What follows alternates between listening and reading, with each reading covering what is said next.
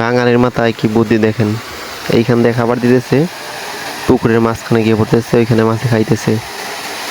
এর নাম বাঙালি, বুঝছেন? কি ট্যালেন্ট, কিরকম করে দেন, কি বানাইছে। এদিক দিয়ে খাবার দিতেছে, ওইখানে খাই যাইতেছে, আর ওইখানে মাছগুলো খাইতেছে। আর এই লোকেশনটা হলো আপনার ওই ধনবাড়ি নবাববাড়ির পুকুর, এটা যেখানে নবাবেরা গোসল করতো।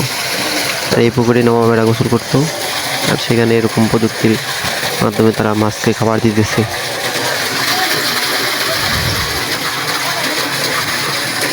এখানে মরার দিয়ে পানি দিতেছে, আর পানির গতির কারণে আপনার পাইপ দিয়ে এখানে খাবার দিতেছে।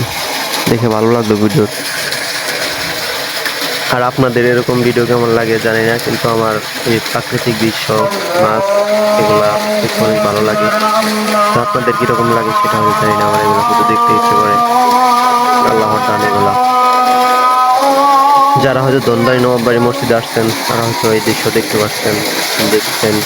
আপনার এটা মসজিদের সাথেই এরকম করে খাবারই বানাইছে। এই সাইডে সিঁড়ি, এই সাইডে আপনার এরকম করে খাবার দেওয়ার জন্য বানাইছে। দেখে অনেক ভালো লাগলো, কারণ এখন পর্যন্ত এরকম দেখিনি আমি। আর এখানে এত মাছ, এত পরিমাণ মাছ, এটা দেখলে খুবই ভালো লাগে।